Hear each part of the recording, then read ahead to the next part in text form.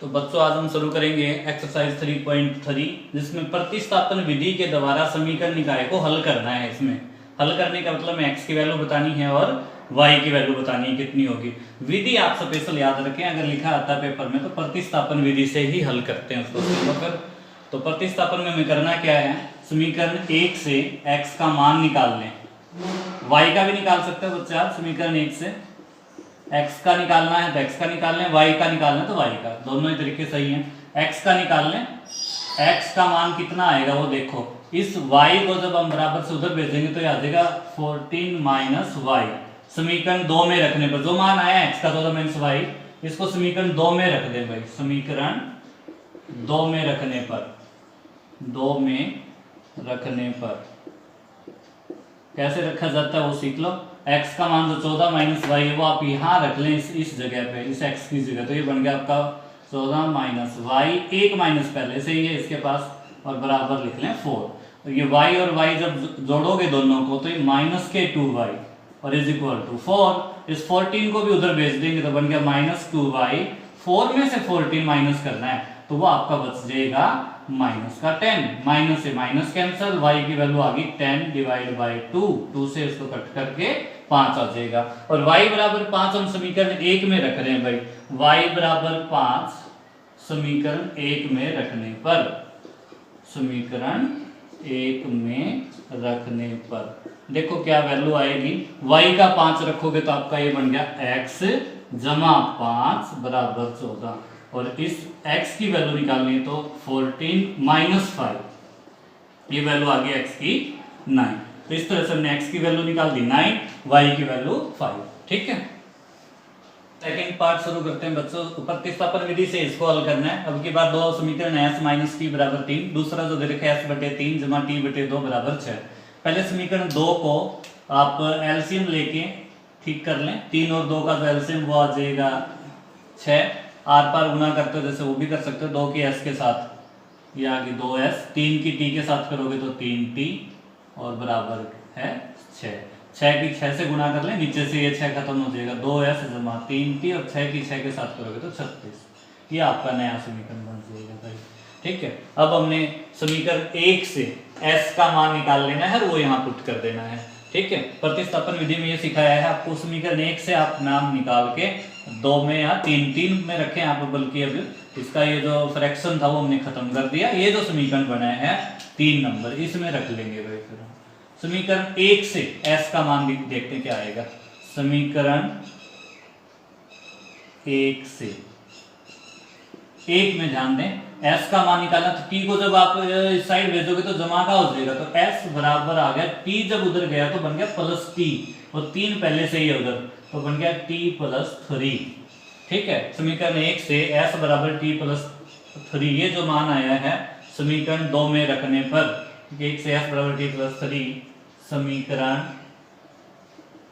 2 में रखने पर, 2 में रखने पर, और 2 में आपको दिखाते हैं कैसे रखना है। आपने s का जो मान है आपका t प्लस 3 वो यहाँ रखना है s की जगह।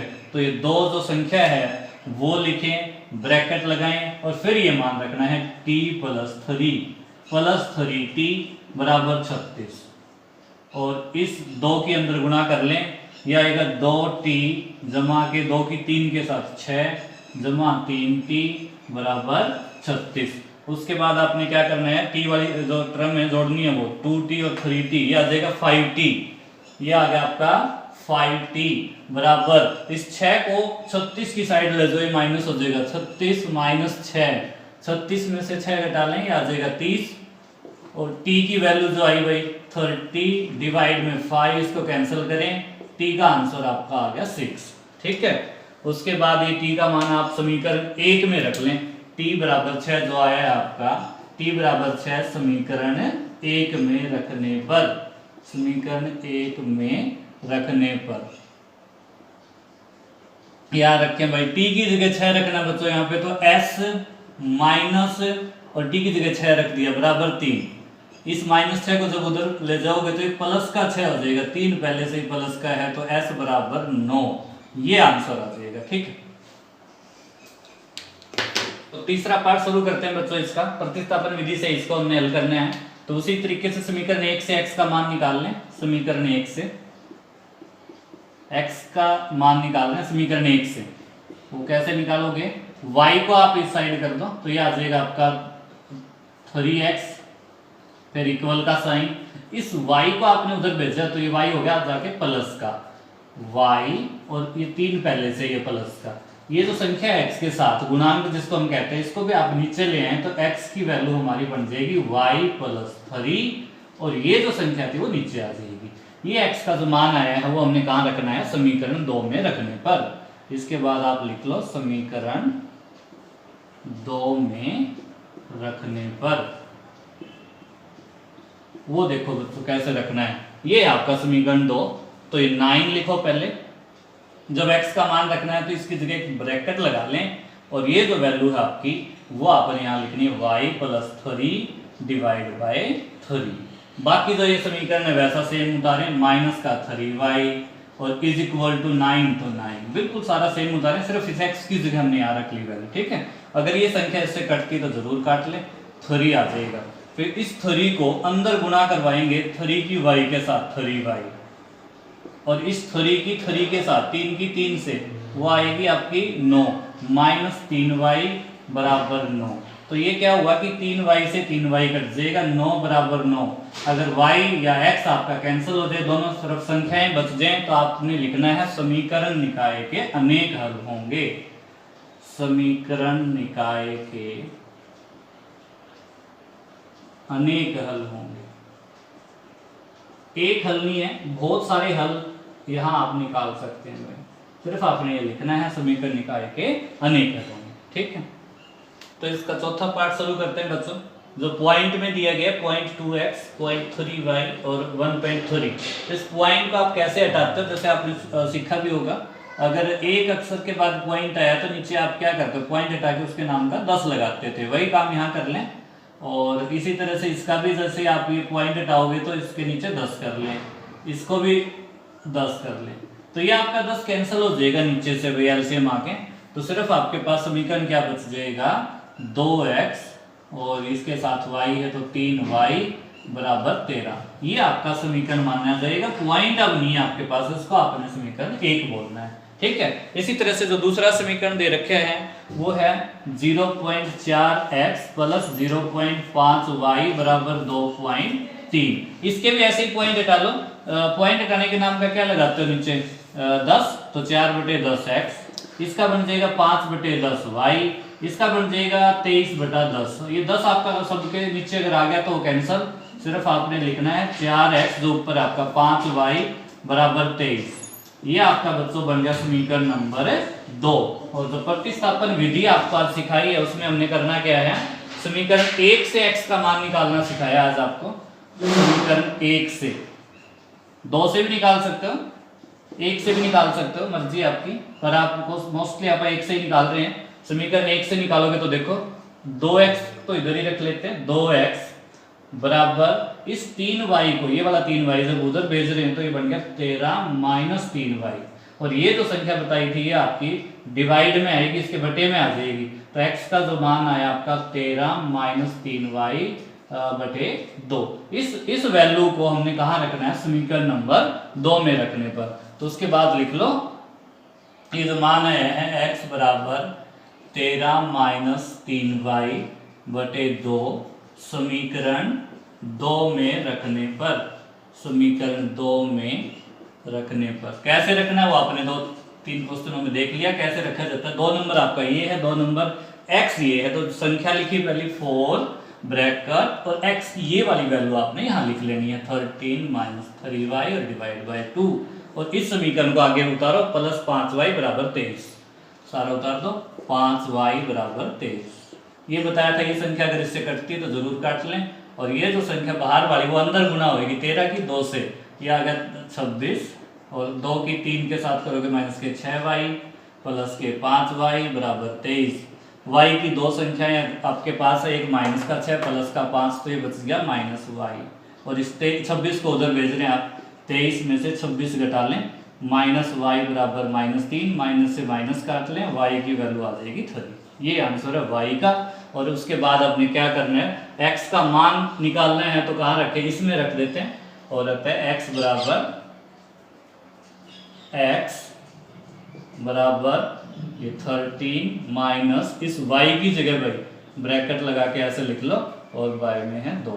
तो ये आपका आ गया 13 में से 3 की और 3 की गुना कर लो, 9/2।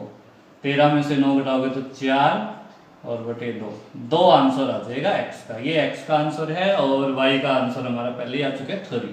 ठीक है, बात करते हैं बच्चों इसका। प्रश्न अभी चल रही है हमारी 3.3 और विधि चल रही है प्रतिस्थापन विधि। समीकरण 1 से x का मान निकालेंगे, जैसे और क्वेश्चन में निकाला वैसा ही है, वर्गमूल वाले में कोई अलग से नहीं है। समीकरण 1 से x का मान निकालेंगे। इस वर्गमूल 3y को जब आप उधर भेजोगे तो ये बन गया आपका माइनस का वर्गमूल 3y, जो प्लस है वो बन गई माइनस वर्गमूल 3y। x का गुणांक जो है वो इसके नीचे ले जाएं, x का मान आपका आ गया माइनस वर्गमूल 3 और ये संख्या इसके नीचे आ गई। ये जो मान आया है इसको हमने कहाँ रखना है, इस x के मान को समीकरण नंबर 2 में।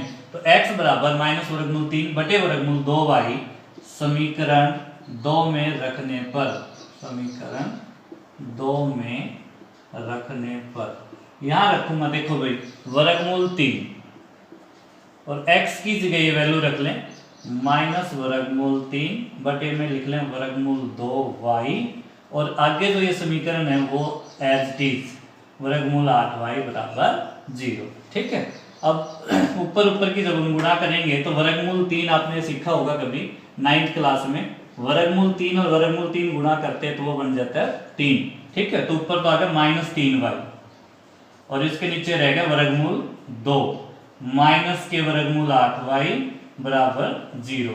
इस वर्गमूल 2 को कैसे खत्म करेंगे वो भी देखो, माइनस 3y और माइनस जब इस वर्गमूल 2 की इस वर्गमूल 8 से गुणा करेंगे तो वो सीख लो क्या बनेगी, वर्गमूल 2 और वर्गमूल 8 ये गुणा आ गई आपकी वर्गमूल 16 और ये पूर्ण वर्ग है जो किसके इक्वल होएगा 4 के इक्वल। तो इसकी और इसकी जो गुणा करी है अपन ने वो आएगी 4y। ठीक है, और जो इसका एलसीएम लिया है वर्गमूल 2 वो 0 की साइड चला जाएगा, वो बन जाएगा 0।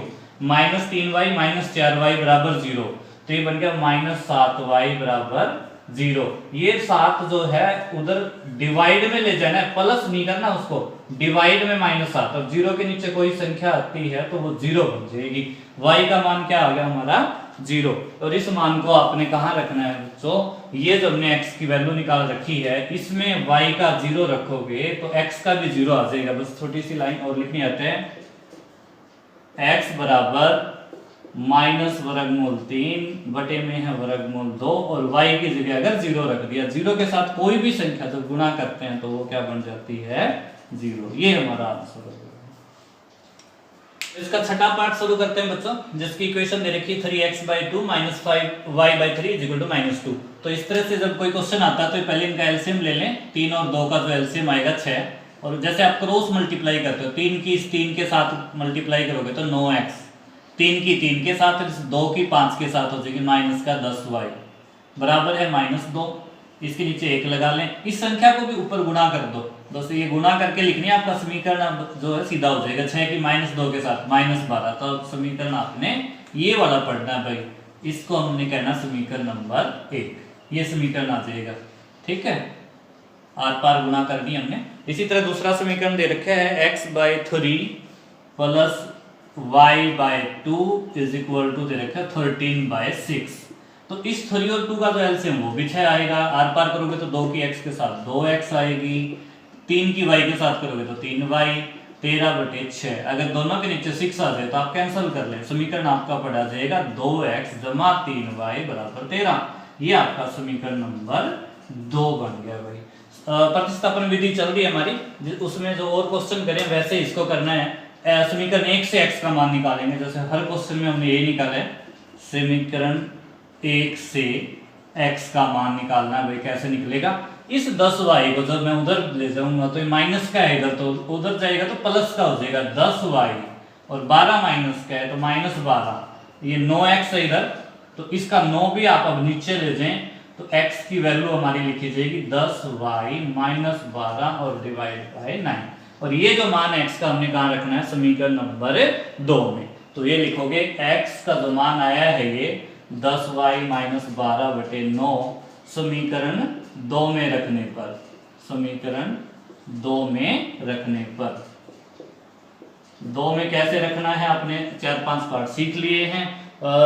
2 ब्रैकेट लगा के इस x का मान रखना है, इस x की जगह हमने ये वैल्यू डालनी है 2 ब्रैकेट में ये वैल्यू डाल दो, ये वाली डाल दो 10y माइनस 12 और डिवाइड में है 9 और आगे जो ये समीकरण है वैसे का वैसा उतारना है, प्लस के 3y बराबर 13। तो ऐसी सिचुएशन कैसे हल करनी है, अगर तो इस तरह से 2 की हमने अंदर गुना कर लेनी है, ये आपका बन जाएगा 20y, 2 की 12 के साथ करोगे तो माइनस का 24। इस 9 को क्या करना है आपने, 9 की 3 से गुना करके लिख लोगे 27y और इस 9 को उधर भी गुना कर दो 13 की 9 के साथ, 13 निमा 117। अब 9 नहीं लिखना नीचे, ये आपके समीकरण बन जाएगा सीधा 20y और 27y, ये आपके आगे 47y और ये वैल्यू जो 24 है 117 की तरफ ले जाएं, ऐड हो जाएगी 117 प्लस 24, ये जोड़ के आप देख लें बच्चों 141 बन जाएगा। इसको डिवाइड में ले जाएं तो y का आंसर आ जाएगा 141/47। ये पूरा पूरा कटता भी काट के देखना, 47 को 3 से गुना करके देखें 3 पे कट जाएगा। उसके बाद हमने x का मान कहां से निकालना है, ये जो हम बना के छोड़ के आए थे x की वैल्यू यहां से निकाल लें। लिखोगे अतः x बराबर 10, y की वैल्यू 3 आई है तो ब्रैकेट लगा के 3 माइनस 12 और इसके नीचे चल रहा है 9। ठीक है भाई, 10 को 3 से गुना कर लो 30, 30 माइनस 12/9, 30 में से 12 घटाओगे तो आ जाएगा 18/9, 9 से इसको कट कर लें 2। ये हमारा x का आंसर है और ये y का आंसर है।